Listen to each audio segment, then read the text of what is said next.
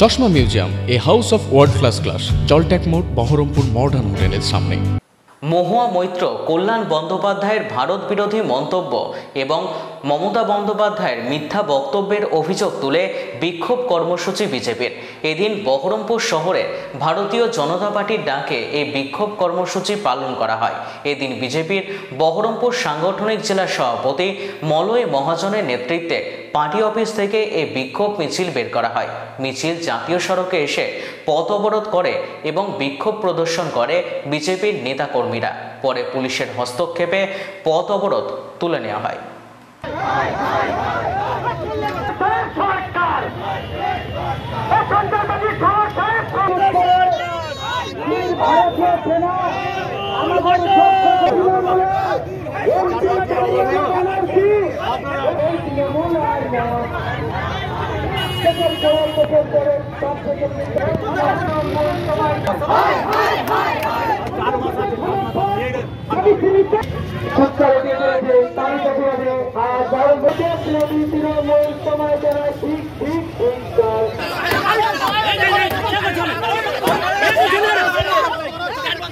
আমরা ভারতীয় জনতা পার্টি বহরমপুর সাংগঠনিক জেলার পক্ষ থেকে আজকে সাংবাদিক বন্ধুদের ডেকেছি।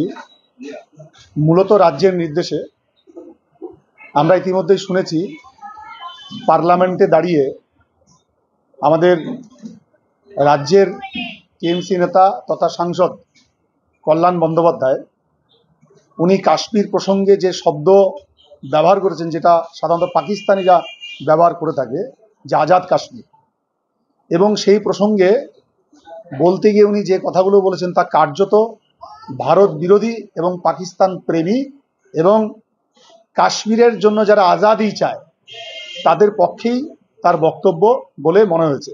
এইটা প্রথমেই আমরা তার নিন্দা করছি। আমরা বরাবরই জানি টিএমসি বরাবরই তাদের পাকিস্তান প্রীতি, স্বদেশ প্রেমের চাইতেও আমাদের যারা শত্রু তাদের প্রতি যে তাদের প্রেম, সেটা আমরা বরাবর দেখেছি। আরেকবার দেখেছি পার্লামেন্টে কল্যাণ বন্দ্যোপাধ্যায়ের কথায়, আমরা আরেকবার তার নিন্দা করছি। টিএমসির অন্যতম আরেক নেত্রী সাবিত্রী মিত্র, তিনি পেহেলগাঁও প্রসঙ্গে যখন জঙ্গিরা আমাদের পর্যটকদেরকে নিধন করছে, গোটা দেশ যখন স্তম্ভিত, গোটা দেশ নিন্দা করছে, সেই সময়ে সাবিত্রী মিত্র তিনি বলছেন যে পর্যটকদেরকে জঙ্গিরা মারতে চায় না। তো ওনার কথাতে মনে হচ্ছে যে জঙ্গিরা অতটা খারাপ নয় যতটা খারাপ লোকে মনে করে। তো এইটারও নিন্দা করছি। টিএমসির আরেক নেত্রী মহুয়া মৈত্র, তিনি কোনো একটি প্রসঙ্গে ভারতের চাইতে বাংলাদেশের সিচুয়েশন অনেক বেশি peaceful, law and order specially.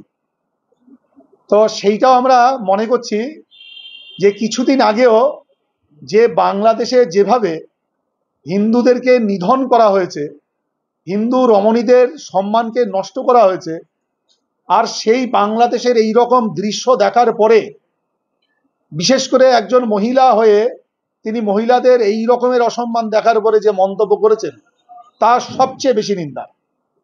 এবং এই রকম ঘটনার পরেও যারা বলে বাংলাদেশে পিসফুল, ল অর্ডার অনেক বেশি পিসফুল, আমি মনে করি নিন্দা জানানোর কোনো ভাষা নেই। যারা ভারতের ল অর্ডার, ভারতের দেশের মধ্যে শান্তি খুঁজে না পেয়ে বাংলাদেশ, পাকিস্তান এই দেশগুলোকে অনেক বেশি শান্তিপ্রিয় বলে মনে হচ্ছে, আমরা এই নেতা নেত্রী, এই দল বা এই টাইপের যারা মন্তব্য করেছেন বিভিন্ন সময়ে, তাদের সবাইকে আমরা আমাদের দলের পক্ষ থেকে নিন্দা জানাচ্ছি। এরপরে আমাদের আরেকটা প্রসঙ্গ আমরা বলছি এখানে, যে সবশেষে আমি ওটাতে অন্য আরেকটি বিষয় আসছি। বিভিন্ন বিষয় বলতে গিয়ে আমাদের রাজ্যের মুখ্যমন্ত্রী সহ বিশেষ করে এসআইআর প্রসঙ্গে আমাদের টিএমসি যত নেতা নেত্রী আছেন তারা বারবার যেটা বলতে চাইছেন যে যারা বাংলায় কথা বলে তারাই ভারতীয়, সুতরাং তাদের ভোটার লিস্ট থেকে যদি নাম বাদ যায় তাহলে তিনি দেখে নেবেন, ইত্যাদি ইত্যাদি বিভিন্ন হুমকি ধমকি, স্পেশালি বিএলওদেরকে টার্গেট করে তিনি বলছেন। কারণ এই কাজটা মূলত করবেন বুথ লেভেল অফিসার তারা।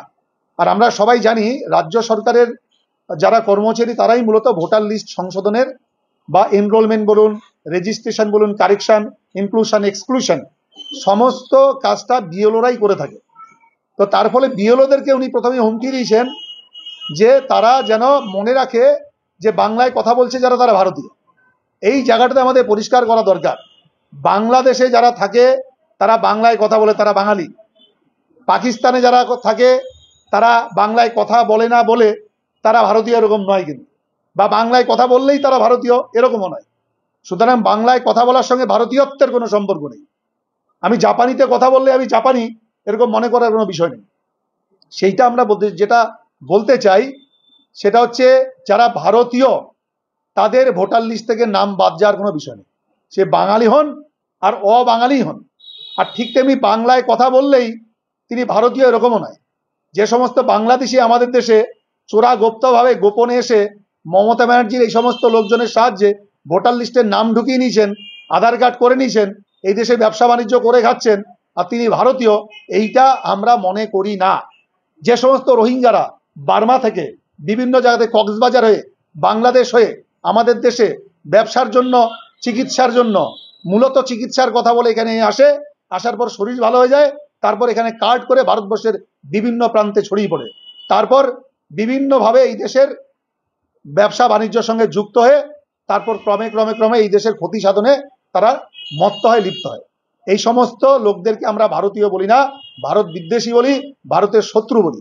সেই সমস্ত লোককে ভোটার লিস্ট থেকে বাদ দিতে হবে এবং বাদ দেওয়ার যে প্রক্রিয়া নির্বাচন কমিশন শুরু করেছে সেটাকে আমরা স্বাগত জানাই।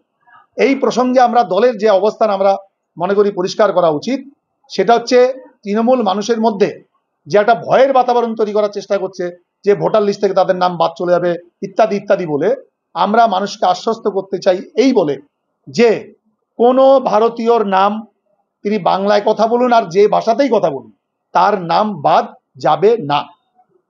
একমাত্র তাদের নামই বাদ যাবে, যা উচিত দাবি জানাচ্ছি, যারা ভারতীয় নয় অথচ এই দেশে ভারতীয় সেজে বসে আছে, তাদের নাম বাদ দিতে হবে।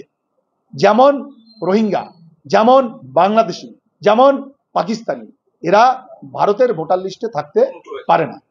আমাদের যারা এখানে আছে তাদের মধ্যে অনেক অনুপ্রবেশকারী আছে। এই প্রসঙ্গে আমাদের অবস্থানটা পরিষ্কার করা দরকার। অনুপ্রবেশকারী আমরা কাদেরকে বলি? অন্য দেশ থেকে আমাদের দেশে কেউ এলেই আমরা তাদেরকে অনুপ্রবেশকারী বলি না।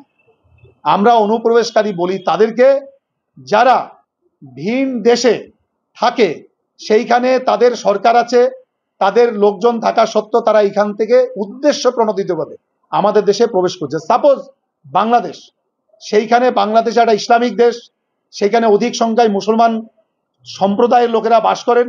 সেইখান থেকে যখন কোনো মুসলমান সম্প্রদায়ের লোক আমাদের দেশে আসেন, আমরা ধরে নিতে পারি তারা সাম্প্রদায়িক হিংসাহিংসির কারণে এখানে আসেন না, তারা তাদের ধর্মীয় জাতিগোষ্ঠীর কারণে কোনো নির্যাতনের শিকার হয়ে তারা এখানে আসেন না, তারা কোনো না কোনো উদ্দেশ্য নিয়ে এখানে আসেন।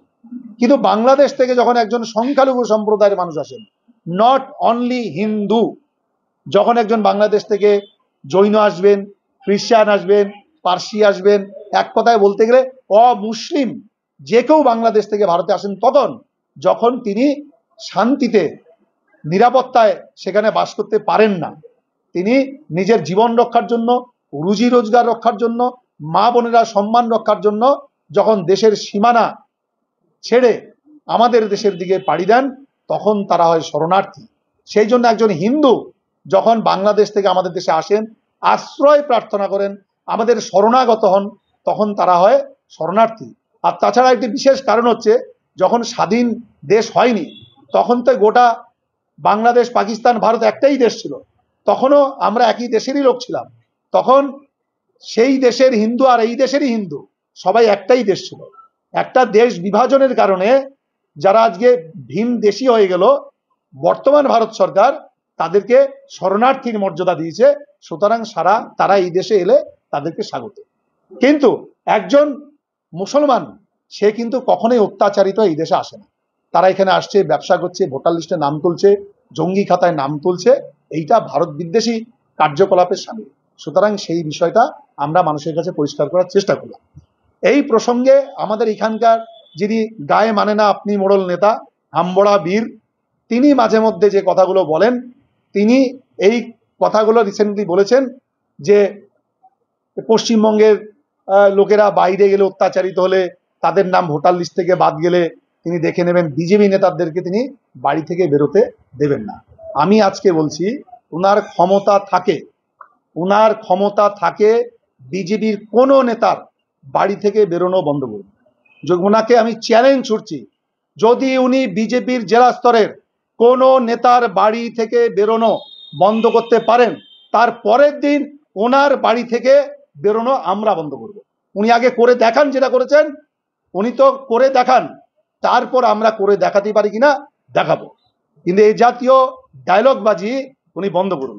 ওনার এটা মনে করার কোনো কারণ নেই যে 30% বলে আমরা একেবারে কম আছি।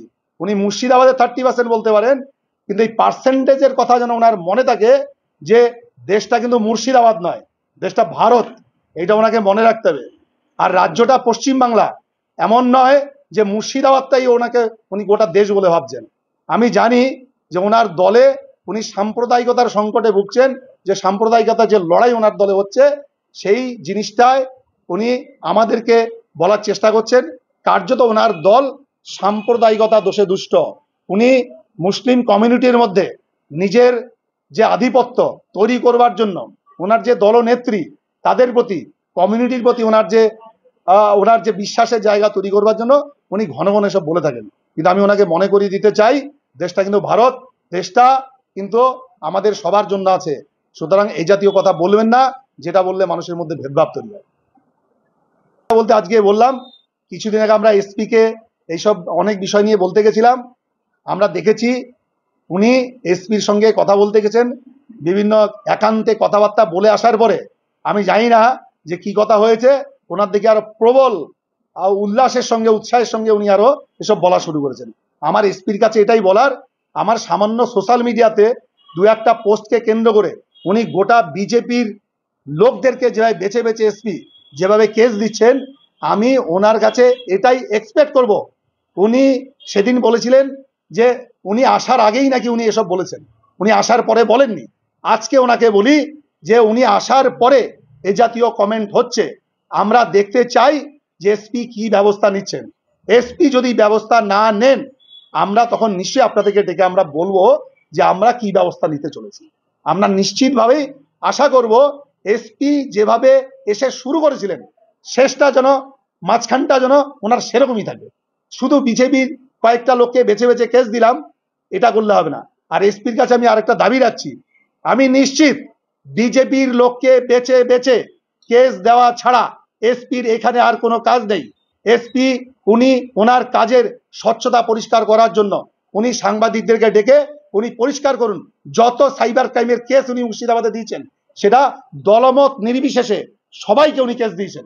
আমি আপনাদেরকে দাবি করছি, আমি এসপির বিরুদ্ধে অভিযোগ করছি যে উনি শুধুমাত্র বিজেপির লোকদেরকে বেছে বেছে কমপ্লেন করছেন, সাইবার ক্রাইমের মামলাতে উনি মামলা দিচ্ছেন কেসে। উনি ওনার স্বচ্ছতা বজায় রাখার জন্য উনি প্রমাণ দিন যে না, শুধু বিজেপি নয়, সমস্ত লোকদেরকে উনি নির্বিশেষে উনি কেস দিয়েছেন।